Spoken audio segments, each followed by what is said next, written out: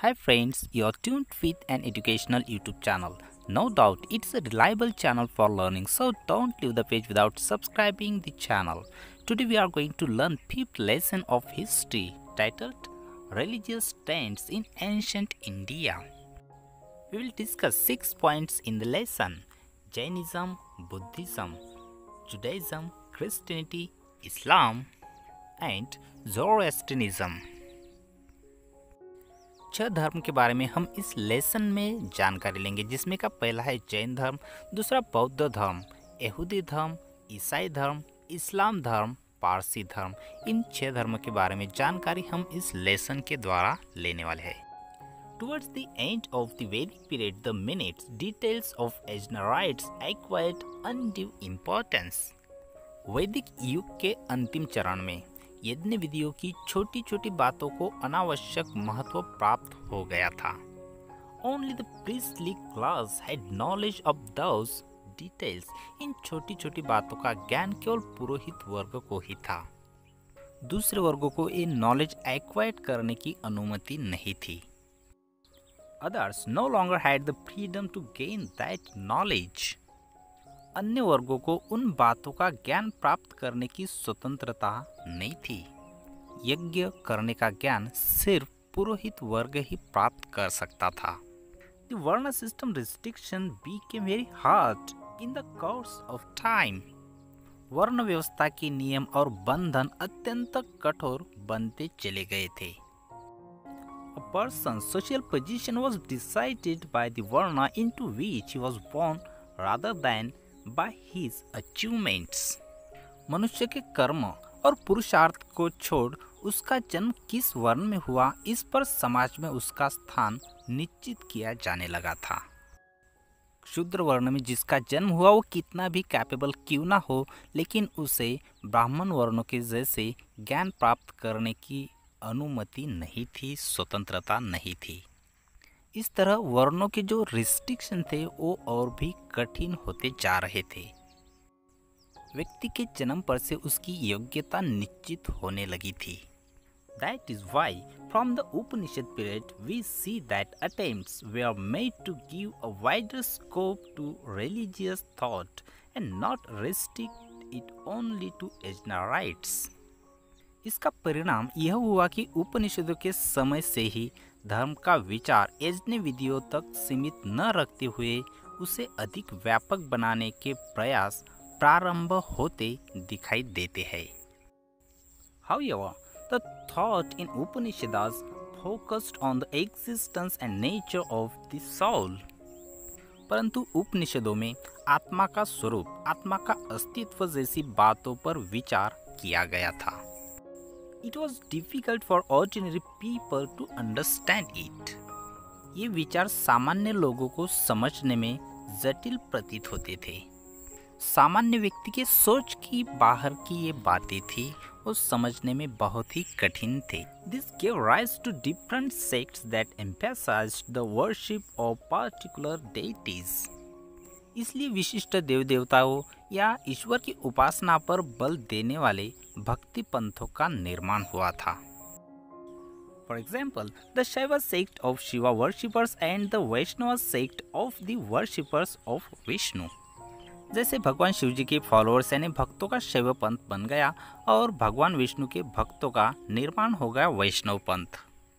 Different Puranas were written with reference to these deities. इन देवताओं के विषय में भिन्न भिन्न पुराण लिखे गए। Certain trends around the 6th century BC made attempts to express religious thoughts in such a way that the common man would understand it easily. ईसा पूर्व 6ठी शताब्दी में सामान्य पुरुष सरलता से धर्म को समझ सके, ऐसा धार्मिक विचार प्रस्तुत करने वाली धाराएं निर्माण हुई। Many people realized that every person is free to find ways of his own upliftment. प्रत्येक व्यक्ति को स्वयं की उन्नति का मार्ग खोजने की स्वतंत्रता प्राप्त है, इसका बोध अनेक लोगों को हुआ था। This led to the establishment of new religions. और इसी बोध द्वारा कालांतर में नए धर्मों का उदय हुआ था। These religions emphatically stated that discrimination on the basis of caste has no place in an individual's upliftment. इन धर्मों ने पूरी स्पष्टता से यह कहा कि व्यक्ति की उन्नति के लिए जात पात का भेदभाव को कोई महत्व नहीं देना चाहिए या नहीं है। The work of Vardhaman Mahavir and Gautam Buddha is of special importance among the proponents of new thoughts. नए धार्मिक विचारों के प्रवर्तकों में वर्धमान महावीर और गौतम बुद्ध के कार्य विशेष महत्वपूर्ण है। देखेंगे सबसे पहला रिलीजन जैनिज्म यानी जैन धर्म। Jainism is one of the ancient religions in India.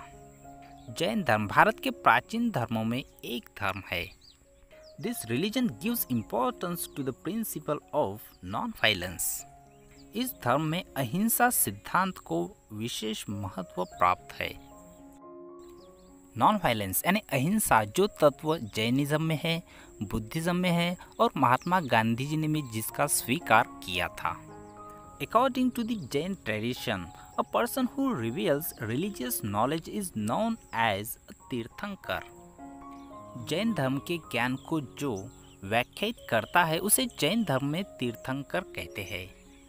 There have been 24 tirthankaras in all. Jain परंपरा के कथनानुसार कुल 24 तीर्थंकर हुए हैं। Varthaman Mahavir is the 24th Tirthankar in the Jain religious tradition. Vardhaman Mahavir Jain धर्म की परंपरा में 24वें तीर्थंकर है। लेते हैं जानकारी वर्धमान महावीर के बारे में, जिसका कालखंड है 599 BCE to 527 BCE. There was a Mahajanpada known as Vriji in what is known as the state of Bihar today. हम जिस राज्य को बिहार के नाम से जानते हैं उस राज्य में प्राचीन काल में उज्जैन नामक एक महाजनपद था। Its capital was Vaishali. Vaishali उसकी राजधानी थी। Varthaman Mahavir was born in Kundagram, a part of Vaishali. Vaishali नगर के एक क्षेत्र कुंडग्राम में वर्धमान महावीर का जन्म हुआ था। His father's name was Siddharth and mother's Trishala. उनके पिता का नाम था सिद्धार्थ और माता का नाम त्रिशला था। Varthaman Mahavir left his home and all comforts for the attainment of knowledge. Varthaman Mahavir ने ज्ञान प्राप्ति हेतु गृह त्याग किया था। सारे ऐशोआराम छोड़ के ज्ञान प्राप्ति के लिए वे अपने घर से निकले। He attained enlightenment after 12.5 years of rigorous तपा। 12.5 वर्ष तपस्या करने के उपरांत उन्हें ज्ञान प्राप्ति हुई। This knowledge was pure और केवल। वर्धमान महावीर को जो ज्ञान प्राप्त हुआ वह केवल अर्थात विशुद्ध स्वरूप का था। Therefore, he is also known as केवली। वर्धमान महावीर को केवल ज्ञान प्राप्त हुआ था, इसलिए उन्हें केवली भी कहा जाता है। He was called Zina or conqueror because the joy derived from physical comforts and the discomfort felt due to undesired things had no impact whatsoever on him. शरीर को सुखदायी अनुभव होने वाली बातों से होने वाला आनंद और दुखदायी बातों से होने वाली पीड़ा का स्वयं पर कुछ भी प्रभाव न होने देना ही विकारों पर विजय प्राप्त करना है। ऐसी विजय वर्धमान महावीर ने प्राप्त की थी, इसलिए उन्हें जीन अर्थात विजेता कहा जाने लगा था। The term Jain derives from the word Jina. जीन शब्द से जैन शब्द उत्पन्न होता है, निर्माण होता है। Vardhaman is said to be Mahavir because he had the resilience, the courage to conquer all passions. विकारों पर विजय प्राप्त करने वाले महान वीर, इसलिए वर्धमान महावीर को या वर्धमान को महावीर भी कहा जाता है। After the attainment of knowledge, he preached for about 30 years to explain the essence of religion to people. ज्ञान प्राप्त करने के बाद लोगों को धर्म समझाने अथवा धर्म का मार्गदर्शन करने के लिए उन्होंने लगभग 30 वर्षों तक उपदेश किया। To make it easy for people to understand it, he spoke to them in Ardhamagdi, a people's language. लोग धर्म को बड़ी सहजता और सरलता से समझ सके, इसके लिए वर्तमान महावीर लोगों से लोक भाषा यानी अर्धमागधी में बातचीत करते थे। अर्धमागधी उस वक्त की लोगों की भाषा थी। The religion that he expounded laid stress on good conduct. उनके द्वारा बताया गया धर्म शुद्ध आचरण पर बल देता है। The essence of his teachings for good conduct is contained in the 5 great oaths, panch mahavratas and the 3 jewels, triratnas. शुद्ध आचरण के लिए उनके बताए हुए मार्ग का सार स्वरूप पंच महाव्रत और त्रिरत्न में समाविष्ट है। The assembly held by the Tirthankar to preach to people was known as संवत्सरन in Ardhamagadhi. लोगों को उपदेश करते हुए तीर्थंकरों की जो सभाएं होती थी उन्हें अर्धमागधी भाषा में संवत्सरन कहते थे। Samvatsaran was based on equality. संवत्सरन समानता भाव पर आधारित थे। People of all varnas had entry to eat. इन संवत्सरणों में सभी वर्णों के लोगों को मुक्त प्रवेश था। किसी भी वर्ण के लिए इसमें निर्बंध नहीं था। इस लेसन का आगे का पार्ट देखेंगे हम नेक्स्ट वीडियो में। ऐसे ही महत्वपूर्ण वीडियोस पाने के लिए आपने अभी तक अगर इस चैनल को सब्सक्राइब नहीं किया है तो चैनल को सब्सक्राइब करना न भूलें। धन्यवाद।